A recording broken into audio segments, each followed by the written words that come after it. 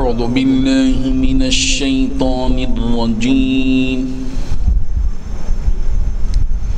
بسم الله الرحمن الرحيم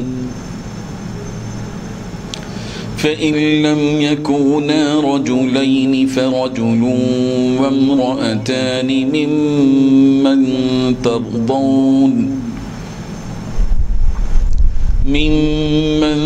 ترضون من الشهداء أن تضل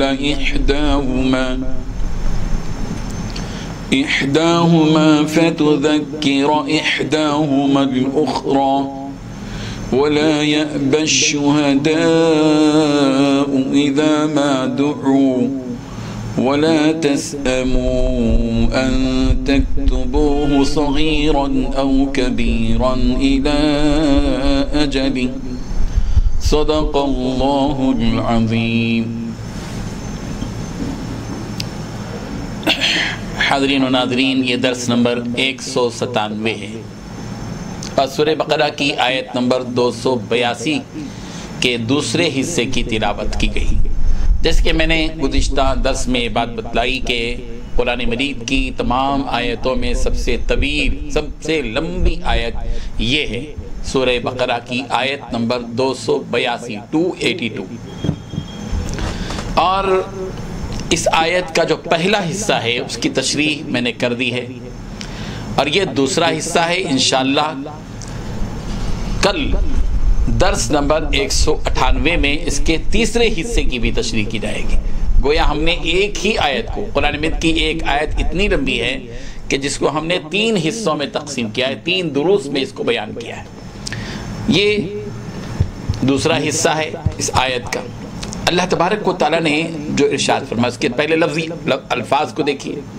فَإِن لَمْ يَكُونَا، پس اگر نہ ہوں، رجلین گواہی کے لیے 2 آدمی، تو فرجل پس ایک آدمی ہو، وامرأتان اور ان کے ساتھ 2 عورتیں ہوں، ایک آدمی اور 2 عورتیں.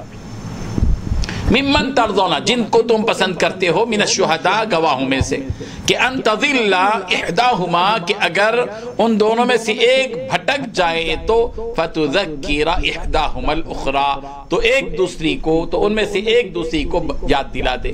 ولا یأبی، اور انکار نہ کریں، الشہداء گواہ لوگ، اذا ما دعو، جبکہ ان کو بلایا جائے، ولا تسأموا، اور مت اکتاؤ، ان تکتبوہ، اس معاملے کو لکھنے سے، صغیراً او کبیراً، چاہے وہ معاملہ چھوٹا ہو یا بڑا، الی اجلی، اس کی مدت مقررات. ترجمہ اس کا یہ ہے، پس اگر 2 مرد نہ ہوں تو 1 مرد اور 2 عورتیں ہوں ان گواہوں میں سے جنہیں تم پسند کرتے ہو، تاکہ ان 2 عورتوں میں سے اگر ایک بھٹک جائے تو ایک دوسری کو یاد دلا دے، اور نہ انکار کرے گواہ جب ان کو بلایا جائے، اور قرضے کے معاملے میں لکھنے میں اکتاؤ مت، چاہے چھوٹا معاملہ ہو یا بڑا ہو، اس کی مدت مقررات تک. بزرگان محترم، جیسے کہ میں نے آپ سے بتائی بات کہ یہ سورہ بقرہ کی ایک طویل آیت ہے، اس کا یہ دوسرا حصہ ہے. اس دوسرے حصے میں اللہ تبارک و تعالی نے قرض سے متعلق اور قرض کے معاملے کو لکھنے سے متعلق چند اور احکامات اس میں دیے ہیں. ایک بات یہ بتائی کہ فَإِن لَمْ يَكُونَا رَجُلَيْنِ فَرَجُلٌ وَامْرَأَتَانِ مِمَّن تَرْضَوْنَ مِنَ الشُّهَدَاءِ. گواہی کے لیے جیسے کہ پچھلی آیت میں بات بتائی گئی تھی کہ وَاسْتَشْهِدُوا شَهِيدَيْنِ مِن رِجَالِكُمْ، کہ تمہارے مردوں میں سے 2 آدمیوں کو گواہ بنا لیا کرو.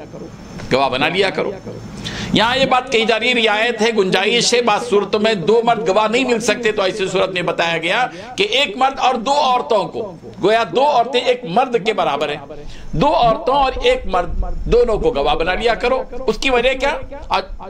گواہوں میں سے جن کو تم پسند کرتے ہو، یہ بھی بات بتائی گی. اس کی وجہ یہ کہ ہو سکتا ہے کہ گواہی دینے کا جو معاملہ ہے وہ بڑا حساس و نازک ہوتا ہے، اور ظاہر بات ہے کہ امانت اور دیانت کا معاملہ ہوتا ہے. ایسے لوگ جن کے بارے میں یقین ہو کہ واقعی وہ ایسے وقت پر گواہی دیں گے، جھوٹی گواہی نہیں دیں گے، سچی گواہی دیں گے، ان کے اخلاق پر اطمینان ہو، تو ایسی صورت میں تم ان کو گواہ بنا لیا کرو. یہاں ایک بات بتائی گئی، 2 عورتوں کو رکھنے کی وجہ یہ بتائی گئی کہ ممکن ہے کہ 2 عورتوں میں سے کوئی ایک بھول جائے تو دوسری اس کو یاد دلا سکے، اس لیے یہاں 2 عورتوں کو یہاں رکھا گیا.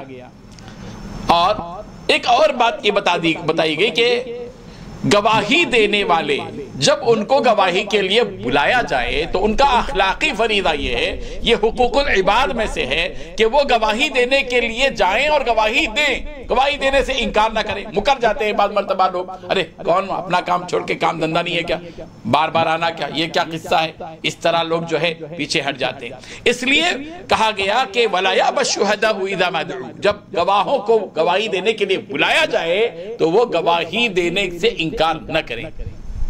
ایک اور بات اس سلسلے میں یہ بات بتائی گئی کہ وَلَا تَسْأَمُوا أَن تَكْتُبُوهُ صَغِيرًا أَوْ كَبِيرًا إِلَىٰ أَجَلٍ، کہ جب معاملہ لکھا جائے گا تو اس سے لکھنے والے اکتائے نہیں۔ ارے چاہے بات معاملے کی چھوٹی ہو یا بڑی، ہر چھوٹی بڑی چیز جو معاملات سے متعلق ہے اس کو لکھنے والا پوری طرح چست ہو کر لکھے، اس میں اکتانے والی بات نہیں ہونا چاہیے۔ بعض مرتبہ ایسا ہوتا ہے کہ لکھتے ہیں اور آدمی اکتا جاتا ہے، ارے کیا ہے یہ بھی لکھنے کا، یہ چھوٹی چیز کیا لکھنے کے، چھوڑو۔ ایسی بات نہیں ہے، یہ معاملات ہیں۔ ظاہر بات ہے کہ چھوٹی چیز بھی چھوٹ جاتی ہے تو کسی کا حق تو مارا جائے گا، اور کسی کا بھی حق چاہے وہ چھوٹا ہو یا بڑا، وہ اپنی جگہ اہمیت تو رکھتا ہے۔ اس لیے ضرورت اس بات کی ہے کہ اس سلسلے میں پوری طرح چوکن نہ رہے۔ بہرحال یہ قرض کے لینے دینے کے سلسلے میں یہ بات تھی۔ باقی اور جو تیسرا حصہ اس آیت کا ہے انشاءاللہ اگلے درس میں اس کی تفصیلات ہم بیان کریں گے۔ وآخر دعوانا ان الحمدللہ رب العالمین۔ لا إله إلا الله، لا إله إلا الله۔